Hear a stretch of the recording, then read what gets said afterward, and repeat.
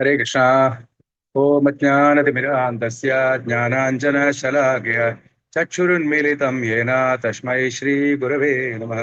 श्रीचैतन्यमनोभीष्टं स्थापितं येन भूतले स्वयं रूपकदा मह्यं ददाति सपदान्तिकं। वन्देऽहं श्रीगुरो श्रीयुतपदकमलं श्रीगुरून् वैष्णवांश श्रीरूपं साग्रजातं सगडरघुनाथान्वितं तं सजीवं साद्वैतं सावधूतं परिजनासहितं कृष्णा चैतन्यदेवं श्रीराधा कृष्णपादान् सगणा ललिता श्रीविशाखान्वितांश।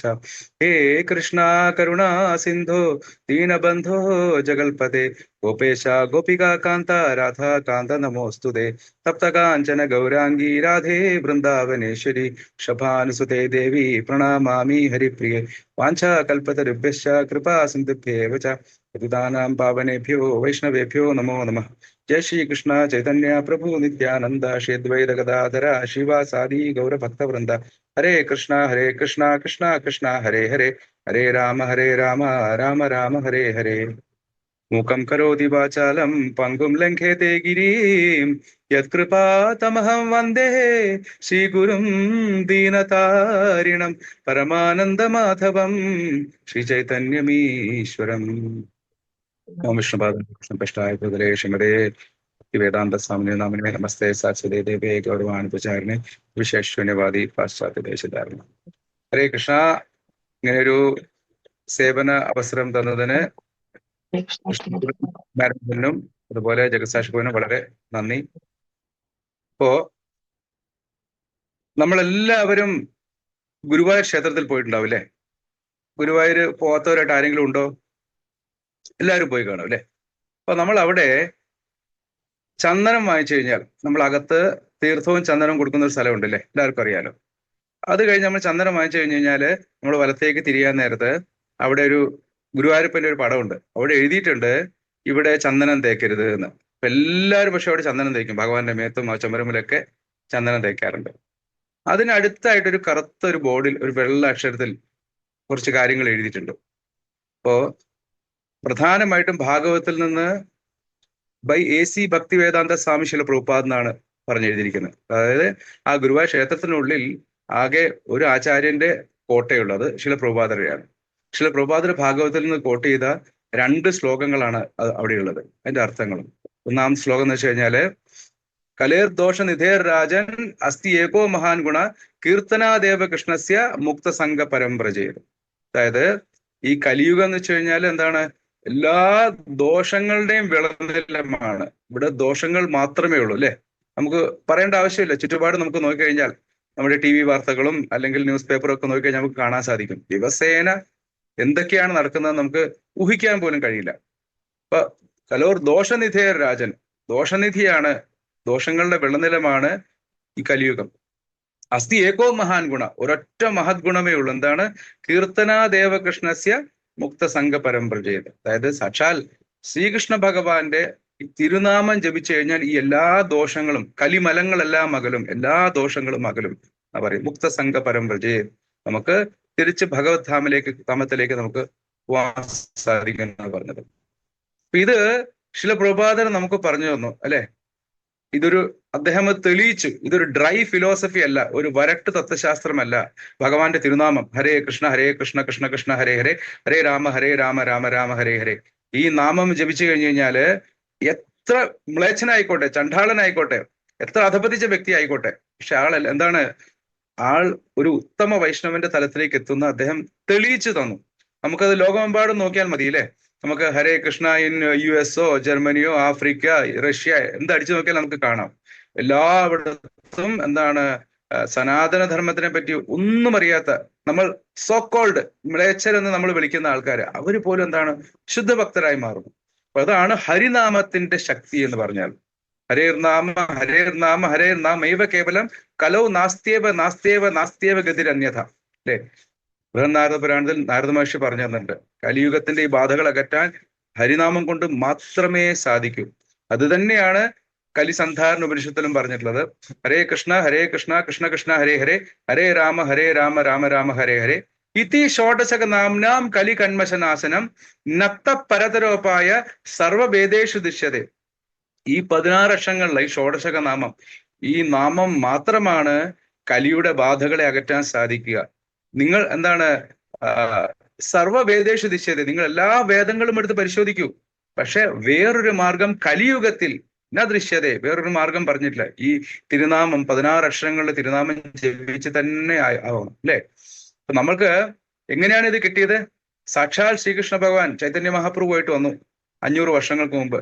അദ്ദേഹത്തിന്റെ ഒരു കാരുണ്യം കൊണ്ടാണ് ഈ ലോകം മുഴുവൻ ഹരിനാമം പടർന്നത് അല്ലെ. കാരണം അന്ന് എല്ലാവർക്കും ഈ നാമം ജപിക്കാനുള്ള അധികാരം ഉണ്ടായിരുന്നില്ല.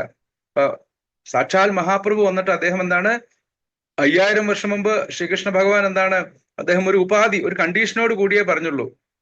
എല്ലാവർക്കും കൊടുത്തില്ല ഭക്തി. അതായത് സർവധർമാൻ പരിത്യജ മാം ഏകം ശരണം വ്രജ എന്ന് പറഞ്ഞു, ഒരു ഉപാധി പറഞ്ഞിരുന്നു അദ്ദേഹം, എന്നെ മാത്രം ഭജിക്കുമെന്ന്. പക്ഷെ മഹാപ്രഭു എന്താണ്, നോ കണ്ടീഷൻസ്, ഒരു ഉപാധിയില്ല. അതായത് പൂട്ടിക്കിടന്ന കൃഷ്ണപ്രേമത്തിന്റെ ഭണ്ഡാരം അദ്ദേഹം തുറന്നിട്ട് എല്ലാവർക്കും, അതായത് ഏറ്റവും അധപതിച്ച, ഏറ്റവും പതിതരായിട്ടുള്ള, സമൂഹത്തിലെ ഏറ്റവും പതിതരായിട്ടുള്ളവർക്ക് പോലും അദ്ദേഹം പതീത പാവനനാണ്.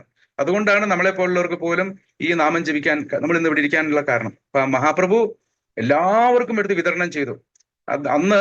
അന്നത്തെ കാലത്ത് ഭാരതത്തിൽ ഈ തിരുനാമം ജപിക്കാനുള്ള വേദമന്ത്രങ്ങൾ ജപിക്കാനുള്ള അധികാരം എല്ലാവർക്കും ഇല്ലായിരുന്നു, ബ്രാഹ്മണർക്ക് മാത്രമേ ഉണ്ടായിരുന്നുള്ളൂ. പക്ഷെ അദ്ദേഹം നമ്മുടെ സമൂഹത്തിലെ എല്ലാ വിഭാഗങ്ങളെയും, അവർണരെ എല്ലാവരും ഉൾപ്പെടുത്തിക്കൊണ്ട് അദ്ദേഹം എല്ലാവരോടും നാമം ജപിക്കാൻ പറഞ്ഞു.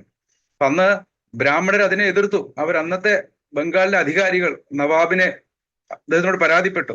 അപ്പൊ മഹാപ്രഭു എന്ത് ചെയ്തു, അന്ന് ഹരേ രാമ എന്നുള്ളതാണ് വേദമന്ത്രം, അദ്ദേഹം ആ മന്ത്രം തിരിച്ചിട്ടു, ഹരേ കൃഷ്ണ എന്ന് ആദ്യമാക്കി. അപ്പൊ അദ്ദേഹം പറഞ്ഞു, നിങ്ങളുടെ മന്ത്രമല്ല, നിങ്ങളുടെ മന്ത്രം എനിക്ക് വേണ്ട, ഇതെന്റെ മന്ത്രമാണ്. ഞാൻ മന്ത്രം തിരിച്ചിട്ടു. മാത്രമല്ല എന്റെ പൂർണ്ണ ശക്തി, എന്റെ ഫുൾ പൊട്ടൻഷ്യൽ ഈ നാമത്തിലേക്ക് ഞാൻ നിക്ഷേപിക്കുകയാണ്. ആര് എത്ര മ്ലേച്ഛനായാലും അധപ്പതിച്ചവനായാലും ഈ തിരുനാമം ജപിച്ചു കഴിഞ്ഞാൽ എന്താണ്, ഗ്രാജ്വലി ദിവസേന നാമം ജപിക്കുകയാണെങ്കിൽ അദ്ദേഹം ഒരു ശുദ്ധഭക്തന്റെ തലത്തിലേക്ക് വരും, കൃഷ്ണപ്രേമം കിട്ടുമെന്ന് പറഞ്ഞു. അപ്പൊ അദ്ദേഹം പറഞ്ഞു, ഗോലോകേര പ്രേമധന ഹരിനാമ സങ്കീർത്തന, അതായത് സാക്ഷാൽ ഗോലോക വൃന്ദാവനത്തിൽ നിന്ന് വന്നിട്ടുള്ളതാണ് ഈ ഹരിനാമം. മാത്രമല്ല അദ്ദേഹം പറഞ്ഞു, പൃഥ്വിത്തെ അച്ചേ യഥാ നഗരാദിഗ്രാമ സർവത്ര പ്രചർ ഹോയിബെ മോരനാമ, ഈ തിരുനാമം ലോകമെമ്പാടും, ലോകത്തിലെ ഓരോ നഗരങ്ങളിലും ഗ്രാമങ്ങളിലും പരക്കും എന്ന് പറഞ്ഞു. നമുക്ക് ഇന്നത് കാണാൻ സാധിക്കും അല്ലെ, പ്രാക്ടിക്കലി കാണാൻ സാധിക്കും. എത്ര ഹരേ കൃഷ്ണ, എത്ര പേരാണ് ഈ കൃഷ്ണഭക്തിയിലേക്ക് വരുന്നത്? എല്ലാവരും ഈ നാമജപം കൊണ്ട് മാത്രം എത്ര പേരാണ് ഭക്തിയിലേക്ക് വരുന്നത്? ഞാനും ഒരു മ്ലേച്ഛനേക്കാട്ടിലും തരം താഴ്ന്നവനായിരുന്നു. പക്ഷെ 2006 വെച്ച് ദുബായിൽ വെച്ചിട്ട് ഇങ്ങനെ ഒരു ഹരേ കൃഷ്ണ സത്സംഗം, നമ്മുടെ ശ്രീവല്ലഭ പ്രഭുവിന്റെ സഹോദരനായിട്ടുള്ള നന്ദകുമാർ പ്രഭുവിന്റെ സത്സംഗത്തിൽ അറ്റൻഡ് ചെയ്തിട്ടാണ്. അദ്ദേഹം 2 വർഷം എന്നോട് പറഞ്ഞു ജപിക്കൂ ജപിക്കൂ എന്ന്. പക്ഷെ ഞാൻ കേട്ടില്ല. മലയാളിയുടെ സ്വാഭാവികമായിട്ടുള്ള ഒരു എന്താണ്, നമ്മുടെ ഒരു മാനസിക, നമ്മുടെ ഒരു മെന്റാലിറ്റി ഉണ്ടല്ലോ, ഇല്ലല്ല എനിക്കെല്ലാം അറിയാം, ഞാൻ ഇതൊന്നും അക്സെപ്റ്റ് ചെയ്യില്ല എന്ന്. പക്ഷെ അങ്ങനെ വളരെ പതുക്കെയാണെങ്കിലും 2 വർഷത്തിന് ശേഷമാണെങ്കിലും ഞാൻ ജപിക്കാൻ തുടങ്ങി. അതോടുകൂടി എൻ്റെ ജീവിതം മാറി മറിഞ്ഞു. നമുക്ക് എല്ലാവർക്കും അറിയാം, ഇതിലുള്ള പലരും അതിന് ഉദാഹരണങ്ങളായിരിക്കാം അല്ലെ, ഹരിനാമത്തിന്റെ മഹാത്മ്യം. അപ്പൊ അത് മാത്രമല്ല, നമ്മൾ എന്തുകൊണ്ട് നാമം ജപിക്കണം എന്നുള്ളതിന് വേറൊരു കാരണം കൂടിയുണ്ട്. കാരണം നമ്മൾ ഈ കാണുന്നത്, ഈ പുറമേ ഉള്ളത് നമ്മുടെ സ്ഥൂല ശരീരം മാത്രമാണ്. അതായത് ഗ്രോസ് ബോഡിയാണ് പഞ്ചഭൂതങ്ങൾ കൊണ്ട് നിർമ്മിച്ചിരിക്കുന്നത്. പക്ഷെ അതിന്റെ കൂടെ ഒരു സൂക്ഷ്മ ശരീരം കൂടിയുണ്ട് അല്ലെ, ഒരു സട്ടിൽ ബോഡി കൂടിയുണ്ട്. എന്തുകൊണ്ടാണ് അത് ഉണ്ടാക്കിയിരിക്കുന്നത്? മൈൻഡ്, ഇന്റലിജൻസ്, ഫാൾസ് ഈഗോ, മനസ്സ്, ബുദ്ധി, അഹങ്കാരം. അപ്പൊ നമ്മള് ഈ പുറമേ കാണുന്ന ഈ ബാഹ്യ ശരീരം, ഈ ഗ്രോസ് ബോഡി, ഈ സ്ഥൂല ശരീരത്തിനെ മാത്രം ശുദ്ധീകരിച്ചിട്ട് കാര്യമില്ല. നമുക്ക് തിരിച്ച് നമ്മുടെ എല്ലാവരും ലക്ഷ്യം എന്താണ്? Go back to godhead, തിരിച്ച് ഭഗവത് ധാമത്തിലേക്ക് പോവുക എന്നുള്ളതാണ് നമ്മുടെ എല്ലാവരുടെയും ലക്ഷ്യം അല്ലെ. അപ്പൊ ആ ലക്ഷ്യം നമ്മൾ നിറവേറ്റണമെങ്കിൽ നമ്മുടെ ഈ സൂക്ഷ്മ ശരീരം കൂടി നമ്മൾക്ക് ശുദ്ധീകരിച്ചേ മതിയാവുള്ളൂ. അപ്പൊ നമ്മൾ പറഞ്ഞു, മൈൻഡ്, ഇന്റലിജൻസ്, ഫാൾസ് ഈഗോ, മനസ്സ്, ബുദ്ധി, അഹങ്കാരം, ഇത് ചേർന്നിട്ടുള്ളതാണ് നമ്മുടെ ഈ സൂക്ഷ്മ ശരീരം. നമ്മുടെ മനസ്സാണല്ലോ എല്ലാത്തിനും കാരണം അല്ലെ. ഏവ മനുഷ്യാണാം കാരണം ബന്ധമോക്ഷയോ, അമൃത ബിന്ദു ഉപനിഷത്തിൽ പറഞ്ഞിട്ടുണ്ട്. അപ്പൊ നമ്മൾക്കറിയാം, നമ്മുടെ മനസ്സിന്റെ പ്രശ്നങ്ങൾ നമുക്കറിയാം അല്ലെ. നമ്മള് എത്രമാത്രം ഒരു നല്ല വൈഷ്ണവനോ വൈഷ്ണവി ആവാൻ നോക്കിയാലും നമ്മുടെ മനസ്സ് നമ്മളെ പലപ്പോഴും എന്താണ്, മറ്റുള്ളവരുടെ കുറ്റങ്ങൾ കാണാനും കുറവുകൾ കാണാനും ഒക്കെ നമ്മളെപ്പോഴും ദിവസേന എത്ര ശ്രമിച്ചാലും സാധിക്കില്ല. അപ്പൊ അതിന് നമ്മൾ സ്വയം ശ്രമിച്ചിട്ടും കാര്യമില്ല. അതിന് മന്ത്രജപം ആവശ്യമാണ്. മനഃ ത്രായതി ഇതി മന്ത്രഃ, നമ്മുടെ മനസ്സിനെ രക്ഷിക്കുന്നത് മന്ത്രമാണ്. ഈ മഹാമന്ത്രം എന്ന് വെച്ച് കഴിഞ്ഞാല് ആർക്കും എപ്പോഴും ജപിക്കാവുന്നതാണ്. കാരണം നമുക്കറിയാം എല്ലാ വൈദിക മന്ത്രങ്ങൾക്കും ശക്തിയുണ്ട്. ഒരുപാട് മന്ത്രങ്ങളുണ്ട്. പല പല കാര്യസിദ്ധികൾക്കായിട്ട് പല പല മന്ത്രങ്ങളുണ്ട്. പക്ഷെ ആ മന്ത്രങ്ങളൊക്കെ എന്ന് വെച്ച് കഴിഞ്ഞാൽ അതിന് ഉച്ചാരണം, സമയം, ദിശ, അങ്ങനെ പല പല എന്താണ് നിയമങ്ങളുണ്ട്. അതെല്ലാം പാലിച്ചേ നമ്മൾ ചെയ്യാൻ പാടുള്ളൂ. അല്ലെങ്കിൽ എന്താണ്, നമ്മൾ കുംഭകർണന് സംഭവിച്ച പോലെ നിർദ്ദേവത്വം ചോദിച്ചിട്ട് നിദ്രാവത്വം കിട്ടി, അവസാനം 6 മാസം ഉറങ്ങിയ പോലത്തെ അവസ്ഥയായി മാറും. പക്ഷേ ഹരിനാമത്തിന്, ഹരേ കൃഷ്ണ മഹാമന്ത്രത്തിന് അങ്ങനെ യാതൊരു നിബന്ധനകളുമില്ല. ശിക്ഷാഷ്ടകത്തിൽ മഹാപ്രഭു പറയുന്നുണ്ട്, നാംനാ മകാരി ബഹുധാ നിജ സർവശക്തി. അതിന് യാതൊരു തരത്തിലുള്ള എന്താണ് നിയമങ്ങളുമില്ല. അതാണ് എഴുത്തച്ഛൻ പറഞ്ഞിട്ടുണ്ട്, ഋതുവായ പെണ്ണിനും ഇരപ്പനും ദാഹകനും പതിതനും അഗ്നിയജനം ചെയ്ത ഭൂസുരനും ഹരിനാമ കീർത്തനം ഇതൊരു നാളുമാർക്കും പുനരുതാത്തതല്ല ഹരി നാരായണായ നമ. ആർക്കും അരുതാത്തതല്ല, ആർക്കും എപ്പോഴും ജപിക്കാവുന്നതാണ് ഹരിനാമം. കാരണം ഇതുപോലെ പതിതരെ ഉദ്ധരിക്കാനായിട്ട്, ഫാൾ ഡൗൺ, പതിച്ച ഏറ്റവും സമൂഹത്തിലെ ഏറ്റവും താഴത്തെ തട്ടിലുള്ള, അതായത് നമ്മൾ വിചാരിക്കും, അതായത് മദ്യപാനികള്, സ്ത്രീലമ്പടര്, അങ്ങനെ ഏത് തരത്തിൽ അധപതിച്ച ആൾക്കാരെയും ഉദ്ധരിക്കാനായിട്ട് ഹരിനാമത്തിന് മാത്രമേ സാധിക്കുകയുള്ളൂ. അപ്പൊ അതുകൊണ്ട് നമ്മൾ നാമം ജപിച്ചു കഴിഞ്ഞാൽ എന്താണ്, നമ്മുടെ പ്യൂരിഫൈ അവർ മൈൻഡ്, നമ്മുടെ മനസ്സിനെ ശുദ്ധീകരിക്കാൻ സാധിക്കും. അതേപോലെ എന്താണ്, നമ്മള് ഹരികഥാശ്രവണം, ഭാഗവതം, ഭഗവത്ഗീത, ഹരികഥാശ്രവണം കൊണ്ട് നമ്മുടെ ബുദ്ധിയെ, ഇന്റലിജൻസിനെ നമുക്ക് ശുദ്ധീകരിക്കാൻ സാധിക്കും. നമ്മൾ പറഞ്ഞല്ലോ, സൂക്ഷ്മ ശരീരത്തിനെ ശുദ്ധീകരിക്കേണ്ടത് വളരെ ആവശ്യമാണ്. അപ്പോൾ chanting of the holy name, അതുപോലെ hearing of the holy fame, നമ്മുടെ ഹരിനാമ ജപം കൊണ്ടും അതുപോലെ ഹരികഥാശ്രവണം കൊണ്ടും നമ്മുടെ ഈ സൂക്ഷ്മ ശരീരത്തിന്, മൈൻഡ്, ഇന്റലിജൻസ്, ഫാൾസികോ, നമ്മുടെ മനസ്സ്, ബുദ്ധി, അഹങ്കാരം, ഇതിനെ നമുക്ക് ശുദ്ധീകരിക്കാൻ സാധിക്കും. എന്നാൽ മാത്രമേ നമുക്ക് നമ്മുടെ ഈ നരജന്മ ലക്ഷ്യം, നമ്മൾ എന്തിനാണ് ഈ സാധന ചെയ്യുന്നത്, ഈ ജന്മത്തിന്റെ അവസാനം തിരിച്ച് ഭഗവാന്റെ ധാമത്തിലേക്ക്, go back to godhead, തിരിച്ച് ഭഗവത് ധാമത്തിലേക്ക് പോകാനായിട്ട്. അതുകൊണ്ട് ദിവസേന നാമം ജപിക്കുന്നവർക്ക് മാത്രമേ നമ്മൾക്ക് ഈ നമ്മുടെ മനസ്സിനെ ശുദ്ധീകരിക്കാൻ സാധിക്കുകയുള്ളൂ. അപ്പോ നാമജപത്തിന് അത്രമാത്രം പ്രാധാന്യമാണ്. അതുപോലെ നമ്മള് ഇസ്കോണിൽ നമ്മൾ വന്നു കഴിഞ്ഞാൽ, നമ്മുടെ ഹരേ കൃഷ്ണ ക്ഷേത്രങ്ങളിൽ നമ്മൾ പോയി കഴിഞ്ഞു കഴിഞ്ഞാൽ നമുക്ക് ഒരുപാട് സേവനങ്ങളിൽ നമ്മൾ ആകൃഷ്ടരായിരിക്കും അല്ലെ. ഓരോരുത്തർക്കും ഓരോ തരത്തിലുള്ള സേവനം, അതായത് ചിലർക്ക് ഭഗവാന് വേണ്ടി മാലകെട്ടലാവാം, ചിലവർക്ക് ഭഗവാന്റെ കിച്ചണിൽ പോയി വെജിറ്റബിൾ കട്ടിങ്, രാധാസേവ, അതായത് കുക്കിംഗ് ചെയ്യാനാവാം, ചിലർക്ക് ബുക്ക് ഡിസ്ട്രിബ്യൂഷൻ ആവാം, അങ്ങനെ ഒരുപാട് ഒരുപാട് ഒരുപാട് സേവനങ്ങളുണ്ട് അല്ലെ.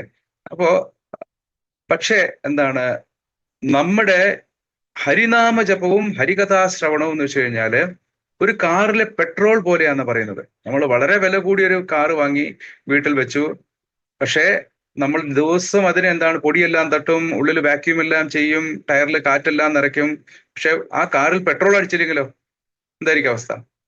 അപ്പൊ അതുപോലെ നമ്മുടെ ഈ കൃഷ്ണാവബോധത്തിലെ നമ്മുടെ പെട്രോൾ, ഒരു കാറിലെ പെട്രോൾ പോലെയാണ് നമ്മുടെ ഹരിനാമജപവും ഹരികഥാശ്രവണം, രണ്ടും വളരെ പ്രധാനമാണ്. അതുകൊണ്ട് ഈ ബാക്കി എല്ലാ സേവനങ്ങളും നമ്മൾ ചെയ്യുന്നത് എന്തിനാണ്? ഈ ഹരിനാമജപത്തിലും ഹരികഥാശ്രവണത്തിലും നമ്മൾക്ക് ആ ഒരു അഭിരുചി വരാൻ വേണ്ടിയിട്ടാണ്, ഒരു ടേസ്റ്റ് വരാൻ വേണ്ടിയിട്ടാണ്. മറ്റു സേവനങ്ങൾ ചെയ്തില്ലെങ്കിൽ നമ്മൾക്ക് ഇതിൽ അഭിരുചി ഉണ്ടാവില്ല. അതുകൊണ്ട് രണ്ട് തരത്തിലും, അതായത് ഞാൻ നാമം ജപിക്കില്ല, എന്താണ് ഭാഗവത ശ്രവണം ചെയ്യില്ല, ബാക്കി എല്ലാ സേവനങ്ങളും ഞാൻ ചെയ്തോളാം, കാര്യമില്ല. ചിലര് പറയും എന്താണ്, ഇതല്ലേ പ്രധാനം, അതുകൊണ്ട് ഞാൻ നാമം ജപിക്കും, അതുപോലെ ഭാഗവതം കേൾക്കും, അതിലപ്പുറത്തേക്ക് ഒരു സേവനവും ഞാൻ ചെയ്യില്ല. രണ്ടു കൂട്ടർക്കും എന്താണ് മുന്നോട്ട് പോകാൻ സാധിക്കില്ല. ബാക്കി ഏതെങ്കിലും സേവനങ്ങളിൽ നമ്മൾ ഇൻവോൾവ് ആയിരിക്കണം. അതിനൊപ്പം തന്നെ നമ്മൾ എന്താണ് ഈ രണ്ട് കാര്യങ്ങൾ, chanting of the holy name, hearing of the holy fame, ഹരികഥാ ശ്രവണം, ഹരിനാമജപം വളരെ പ്രധാനമാണ്. അപ്പൊ അതുകൊണ്ട് നമ്മൾക്ക് ഏറ്റവും പ്രധാനപ്പെട്ട കാര്യം, നമ്മുടെ ഭക്തി ജീവിതത്തിൽ നമ്മൾക്ക് സ്ഥിരമായിട്ടുള്ള പുരോഗതി വേണമെങ്കിൽ, അറ്റ്ലീസ്റ്റ് നമ്മൾ താഴേക്ക് പതിക്കാതിരിക്കണമെങ്കിൽ നമ്മൾ രണ്ട് കാര്യങ്ങൾ ചെയ്യണം. ഭക്തന്മാരുടെ സാധുസംഘം, ഭക്തന്മാരുടെ അസോസിയേഷൻ, ക്ഷേത്രത്തിൽ പോവുക, റെഗുലർ ആയിട്ട് അറ്റ്ലീസ്റ്റ് ആഴ്ചയിൽ ഒരിക്കലെങ്കിലും സത്സംഗം അറ്റൻഡ് ചെയ്യുക. അതിനൊപ്പം തന്നെ നമ്മുടെ ഹരിനാമജപം, ഹരേ കൃഷ്ണ കൃഷ്ണ കൃഷ്ണ ഹരേ ഹരേ, ഹരേ രാമ രാമ രാമ ഹരേ ഹരേ. ദിവസേന ഒരു മാല എങ്കിലും ജപിക്കാൻ പുതിയ ആൾക്കാർ ശ്രമിക്കണം. പക്ഷെ നമ്മുടെ ലക്ഷ്യം 16 മാല എത്തിക്കുക ആണ്. മെല്ലെ മെല്ലെ 1 എന്നുള്ള 2, പിന്നെ 3, 4 മാസങ്ങളോ വർഷങ്ങളോ എടുത്തോട്ടെ, പക്ഷെ 16 മാല എത്തിക്കാം. കാരണം ഈ നൂറ്റാണ്ട് കണ്ടിട്ടുള്ള ഏറ്റവും വലിയ ആധ്യാത്മിക ആചാര്യൻ ചില പ്രഭുപാദരുടെ വാക്കാണ്. എന്താണ്? 16 മാല ജപിക്കുക, 4 യമനിയമങ്ങൾ പാലിക്കുന്ന ഒരു ഭക്തനെ തീർച്ചയായിട്ടും എന്താണ് വൈകുണ്ഠത്തിലെത്താൻ യോഗ്യതയില്ലെങ്കിൽ പോലും പിൻവാതിൽ ഞാൻ തുറന്നു കൊടുത്തിരിക്കുന്ന പ്രഭുപാദർ പറയുന്നത്. അതുകൊണ്ട് ആ പ്രഭുപാദരുടെ വാക്ക് തീർച്ചയായിട്ടും ഭഗവാൻ സത്യമാക്കും. ഭഗവാൻ ഏറ്റവും പ്രിയപ്പെട്ട ഭക്തനാണ്. അതുകൊണ്ട് അതിന് ക്വാളിഫൈ ആവാൻ വേണ്ടിയിട്ട്, ആ യോഗ്യതയ്ക്ക് വേണ്ടിയിട്ട് നമ്മൾ മെല്ലെ മെല്ലെ 16 മാല എത്തിക്കുക. ദിവസേന ഒരു മാലയെങ്കിലും മുടങ്ങാതെ ജപിക്കുക. ഭഗവാൻ നമ്മുടെ കൂടെ തന്നെ ഉണ്ടാവും. ഹരേ കൃഷ്ണ.